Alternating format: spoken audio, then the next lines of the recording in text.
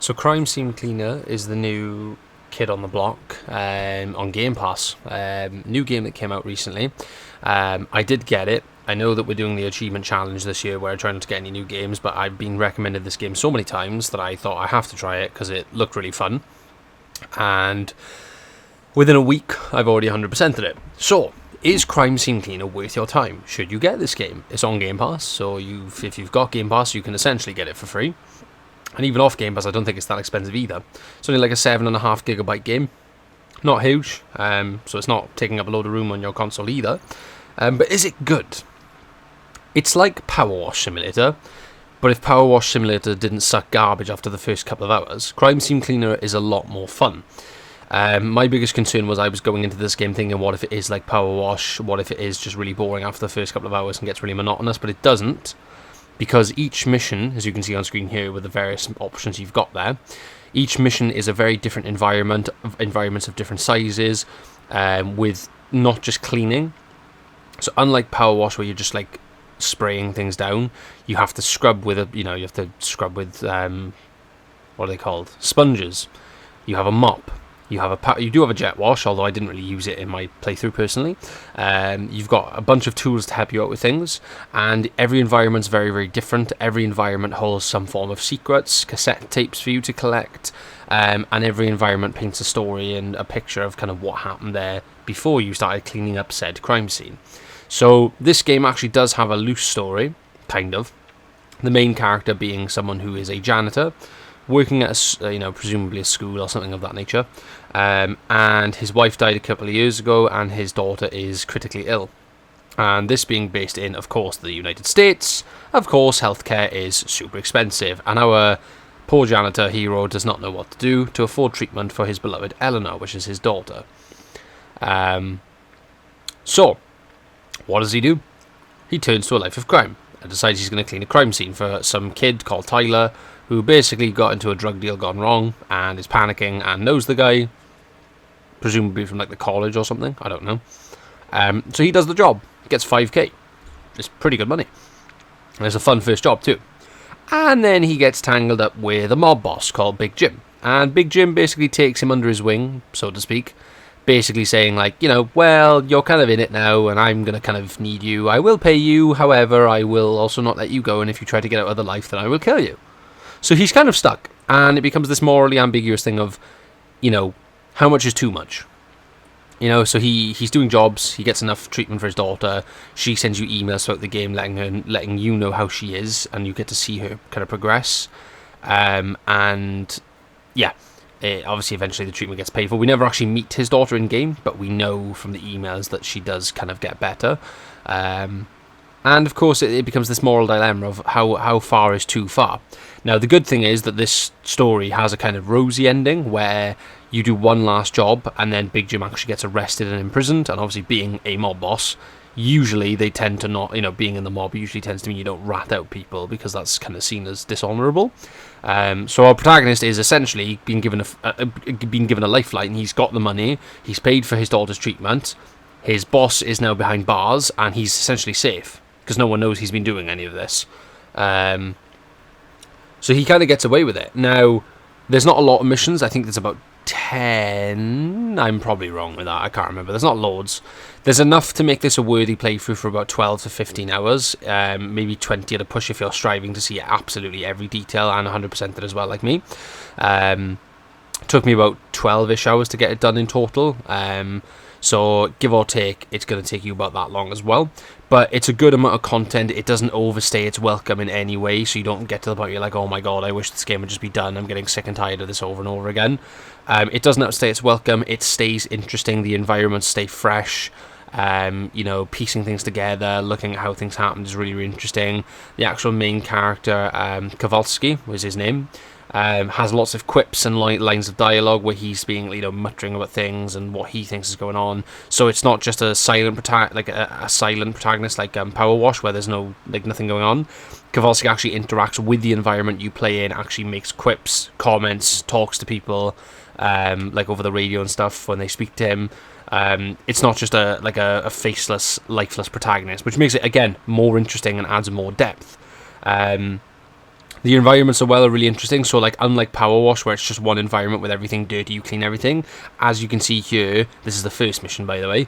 You don't just spawn in. You don't just miraculously appear where you need to clean things and clean things. You actually have to figure things out. So for this mission, you have to figure out a way to get into the apartment. Or there is more than one way to get into the apartment. On this occasion, I just figured I'd go for the key that'd been left for me and enter through the front door. You don't have to do that. There is another way into the apartment, at least that I know of, that I've done before as well. I'm not going to spoil it, because if people want to figure that out, they can. But there's multiple ways to approach things. You don't just miraculously spawn in the place you need to clean. Not always.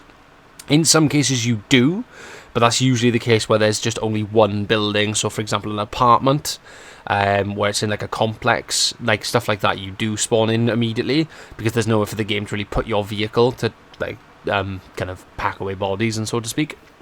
So that does happen sometimes, but there's other occasions like this then where you actually have to explore the environment, figure out what's going on, and actually, like, well, look for things and look for what you need to clean.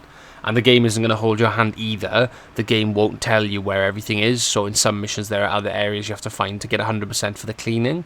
The minimum score is 80, however if you want the 100% achievements you have to hit 100 on every single mission, which is not that hard. I did it on my first try on every mission, so it's really not that difficult. Just take your time, make sure you're looking for everything and cleaning everything you can. In terms of gameplay, it's basically a simulator game. Obviously, Crime Scene Cleaner, you know, could have just been called Crime Scene Cleaner Simulator, but it's not. It's called Crime Scene Cleaner. It is basically a simulator game. As you can see here, you've got like a cleaner sense where you can see what's dirty and things like that. It helps you see stains, footprints, blood prints, etc. And then you've got your weapon wheel, so to speak, with your scrub daddies, which are your sponges, your mops, your buckets for filling up water and cleaning your tools when they get too bloody to use anymore, detergents, which help with cleaning and make it easier, your power wash for hard to reach places and obviously powerful cleaning tool, and you've got a couple of other bits and bobs and like a step ladder and some other bits and bobs there as well. So the gameplay remains kind of the same throughout, but is varied because obviously for each mission it's a different environment, therefore the tools you're using in particular may vary, so you won't be using the same thing every single mission. I did find myself partially fond of the scrub daddies just because they don't knock things over, whereas if you're scrubbing with a mop, that will knock over stuff in the environment, and if things break, you then have to clean them up because you're leaving more evidence. You have to clean up after yourself, whereas the sponges don't break anything. You can just clean around things and they won't break things, which is why I was more fond of them. Obviously you can see me using detergent here, and then obviously dipping the sponges in to activate the detergent. So you just dip them in, then down the bottom right they get a status effect basically from the detergents you've used, essentially giving them a buff. Those are really handy. I came to utilise them a lot in the later game just to make things a little bit more easy for myself and quicker as well. So you essentially become more and more effective as the game progresses. What's very interesting about this game is there's actually a skill tree, which is very kind of interesting for a game of this kind of genre. Unlike Power Wash and just buy things, you actually have to play the game. The game then calculates the amount of cash you made from a mission and multiplies it by your kind of score. So if you get 100%, it's multiplied by 100. That then turns into your XP. Your XP then obviously gives you skill points. Skill points then you use on different skills. So you've got your sponges, your mops, your buckets, your power washers, your additional tools, some general skills as well, so like your cleaner vision, that cleaner vision I mentioned, you can upgrade that. So there's a bunch of upgrades you can actually get, so throughout the game you actually become more and more effective at what you do, and the game actually gets easier, so it doesn't feel like eventually you get to like the 4th or 5th mission and it just feels like the same thing because everything's taking a long time. You actually improve and actually get better, which I think is really fun because I'm very fond of maxing out skill trees in games, so it's really fun to do that as well, where you get all the skill points and max everything out. It's optional as well, so like on each side it'll be like gain additional this or gain additional that. Buying one will cancel out the other, but you can still buy the alternative and just swap then at will, so the game doesn't lock you out of anything. You can just only have one on at a time. You can't just swap, like have everything on at once.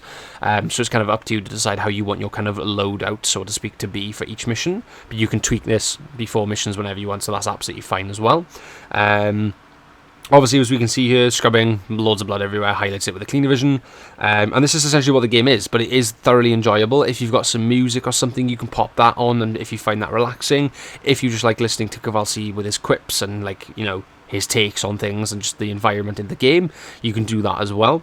I did a bit of both, so I sometimes have music on in the background, sometimes I just play the game and have the game's kind of, you know, atmosphere on in the background. But you can see, like, you've got to put things back, highlight where things are, figure out where they go. So obviously I can't put the candle thing down yet because I need to put the table down. Then it glints then to let you know that it's done. Then I can put the candle down, so then I know then, okay, that's done, unless I knock it over and then I'll have to put it back again. And you fix things throughout the environment as well. So you can see on the right there's the paintings that are all over the floor. I don't actually pick those up and place them manually. I hold RT on them and then the table there. So it actually puts them back for me rather than me placing them myself. But you've got to clean them first. So it is a very interesting game. It's very fun. There's secrets to find, like I said. There's cassette tips as well. So there's stuff to search for. It's not just a matter of going clean, go home. If you want to have a nose and have an explore of the environment, the game will reward you for doing so, usually in the form of cash. Or some kind of secret that you've just found that's very interesting plot-wise. The other interesting thing as well is that this game was allegedly not going to be getting any more support, but because apparently the game has done really, really well at launch, the devs are actually considering coming back and supporting it for a little bit and getting a roadmap sorted, so we're going to get more content. In the game at the moment, if you go on mission replay, there's the mission itself, and then there's unavailable again. So presumably we're going to get some kind of challenge mode and something else, maybe a time trial mode. I'm fine with this. More content for a video game that's really good is always a good thing. However, I do just hope that compared to Power Wash's Challenger mode, which is stupid, by the way, and it sucks, I hope this game doesn't kind of make it super penalising, and it'll be interesting to see if they even add any new achievements for it, or if they don't. If they don't, then I won't be revisiting it personally, because I've done it. If they do add some achievements, then I will be returning to Crime Scene Cleaner to obviously get them under my belt as well. I just hope that if they are introducing a challenge mode of something of that nature, that they're not going to make it ridiculously hard or obscenely hard for the achievements, because that's going to just spoil the game for me. And the whole point, in my opinion, of video games like this one are they're meant to be an enjoyable and relaxing experience, not stressful or competitive. But only time will tell. They've said they're going to be supporting it, so we'll just wait and see. Fingers crossed it'll stay on Game Pass for a little while, so that at least the first round of content will come out while it's still on Game Pass. That'll mean more people then will be able to get to try it and enjoy it. Personally, I would recommend this game. It's a really fun way to kill some time. I got about 12 hours out of it after 100%ing it. You may get a little bit more than me, because I was strictly going for achievements. But it is a really good game. Thoroughly enjoyable. I really enjoyed it personally. I've had a lot of friends say they really enjoyed it as well. So it seems like for once we've had like a little, an indie game, because I'm assuming it is. It doesn't seem like it's from a big dev, but we've had an indie game come out and be really, really good and kind of smash it. So I would say give it a try. Crime Scene Cleaner is definitely worth your time. Definitely give it a go, because it's genuinely a really fun and therapeutic experience. And I'm really excited to see what the devs come up with next in terms of additional content for this game. Again, only time will tell when they release the roadmap, so we'll keep our eyes up for that as well. In the meantime, guys, if you enjoyed the video, leave a like as always, subscribe if you're new to the channel.